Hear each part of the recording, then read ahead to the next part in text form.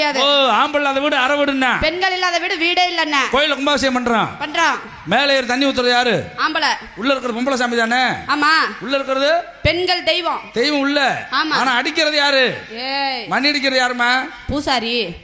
ஆம்பளையா பொம்பளையா? ஆம்பளை. போடுறது யாரு? என்ன போடுறது? விபூதிமா. விபூதியா? பிரசாதம் போடுறது யாரு? பூசாரி. ஆம்பளை தானே? ஆம்பளை. அடிக்கிறது யாரு? என்னத்த? மணி அடிக்கிறது யாரு? பயமுறுத்தாதீங்க. மணி அடிக்கிறது யாரு? பூசாரி. ஆம்பளை தானே? ஆம்பளை. பொம்பளைக்கு ஆம்பளை இல்லாம ஒண்ணுமே பண்ண முடியாது. அந்த பெண்கள் இல்லாம நீ எங்க போய், அந்த பெண் தெய்வம் இல்லாம நீ எந்த கோயில்ல போய் மணி அடிப்ப, எந்த கோயில்ல எடுத்து கொடுப்ப, எந்த கோயில்ல ஆட்டுவ? பொம்பளை பூரா கீழ தான் இருக்கணும். எங்க? ஆம்பளை பூரா மேல. திருப்பதியில ஏழுமலை அங்க இருக்காரு. மேல. ஏன் மேல இருக்காரு? ஏன் இருக்காரு? உங்களை கீழே பார்க்கத்தான். பக்தர்களை காப்பாத்ததாமா. பள்ளிமலை முறி அங்க இருக்காரு. மேல இருக்காரு. ஏன் மேல இருக்காரு? ஏன் மேல இருக்காரு? எல்லாம் கீழே பார்க்கத்தான். கீழே பக்தர்களை காப்பாத்ததான். அப்படி சொல்லுங்க. எல்லா ஆம்பளை சாமி மேல இருக்கும். ஆண் தெய்வம் பூரா மேல இருக்கும், பெண் தெய்வம் பூரா கீழே இருக்கும். ஏன் அப்படி வித்தியாசம் தெரியுதா? எங்களை ஏறி பார்க்கணும், படி ஏறணும். உங்களை ஏறாமையே பார்க்கலாம், ஏறாமையே பார்க்கலாமா. அப்படி எல்லாம் சொல்லாதீங்க. அதான் வித்தியாசம். எவ்வளவு மேல இருந்தாலும் ஒரு அடி தடிக்கு கீழே விழுந்தா கீழே பொத்துன்னு விழுந்துறணும். கீழே இருக்கவங்க எப்பவுமே கவனமா சேஃப்டியா இருப்பாங்க. நீ முதல்ல சந்தோஷமா நிம்மதியா இருக்கணும். நாங்க 5 பேர் சேர்ந்து உன்னை அடிக்கணும். என்னது? காத்தடிச்சா குளு குளுன்னு இருக்கும். யாரு காத்து? வாயு பகவான். வாயு பகவான்.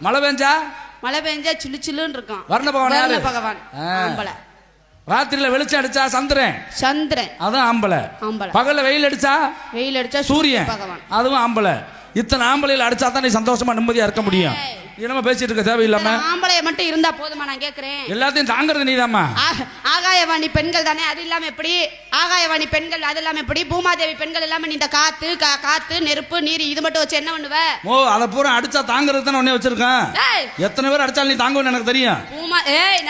பூமாதேவி சொல்லுங்க. பொண்ணும் பூவும் ஒண்ணு. ஆமாங்க. பூவை கசக்கலாமா? கசக்க கூடாது. உங்களையில கசக்கவே கூடாது. அப்புறம் பக்கத்துல இருக்கிற போட்டு கசக்கிட்டு இருப்பேன். பெண்களுடைய மனசை கசக்க கூடாது. அப்படி தெளிவா சொல்லுங்க. வாழ்ந்தா பொண்ணு வாலாட்டி மண்ணு. ஆமாங்க. பெண்ணுக்கு எத்தனை லட்சணம் இருக்கணும்? என்ன இருக்கணும்? 32 லட்சணம் இருக்கணும். 32? ஆமா, 32 பல்லுத்தே இருக்கும். ஒருத்தன் இப்பதான் நீ பள்ளி ஆவத்தை யாபம் பண்றியாக்கா? 36 பல்லு இருக்கணும்ல. ஒருத்தன் தங்க பல்லு கட்டியிருக்கான். ஏன்? 2 பல்லு விழுந்துருச்சு. தங்கத்துல பல்லு கட்டினவன் அவன் எப்ப பார்த்தாலும் தங்கப்பல்லு வெளியில தெரியுற மாதிரி பேசுவான். அண்ணே நல்லா இருக்கீங்களா? அண்ணே வாங்க. ஏன்? இவன் தங்கப்பல்லு கட்டுக்கிற வெளியே தெரியணுமா? இவன் இங்க இருந்து போன உடனே பலசர கடையில போய் கேக்குறான். என்னன்னு? அண்ணே சுக்கு இருக்கானே? சுக்கு அப்படின்னு இந்த 2 பல்லும் தெரியும்ல. அவன் சொல்லியிருக்கான் கடையில சுக்கு இல்ல இஞ்சி இருக்குன்னாலாம். ஏன்? அவன் 36 பல்லும் தங்கத்துல கட்டியிருக்கான். அவன் மொத்தமா இஞ்சி தான் இருக்குன்ட்டான். பாத்தீங்களா? அது மாதிரி பல விஷயங்கள் வச்சிருக்கேன். நான் வியாபாரத்துக்கு வந்திருக்கேன். நான் தான் முதல்ல வந்தேன். நான் தான் செய்வேன். உன்னை செய்ய விட்டு போறேன். நான் இழிச்சவாயனா? தேவையெல்லாம் பேசக்கூடாது. நான் ரொம்ப கோபக்காரன். சண்டைக்கு போக மாட்டேன். நானும் சண்டைக்கு போக மாட்டேன். நல்லது. போனா உதவாங்காம போக மாட்டேன். நொறுக்கிடுவாங்கல்ல. என்னத்த ஆள் கிடைச்சா நொறுக்கிடுவாங்க. தெரியாது? ஆளு தேக்க இருந்தா தாங்க சண்டைக்கே போகணும். கோழி முட்டை பாத்திருக்கேமா? பாத்திருக்கேனே. கோழி முட்டைக்கு என் பேண்ட் சிப்புக்கு ஒரு ஒற்றுமை இருக்கு. என்னது அப்படி ஒரு ஒற்றுமை? கோழி முட்டைக்குள்ள என்ன இருக்கும்?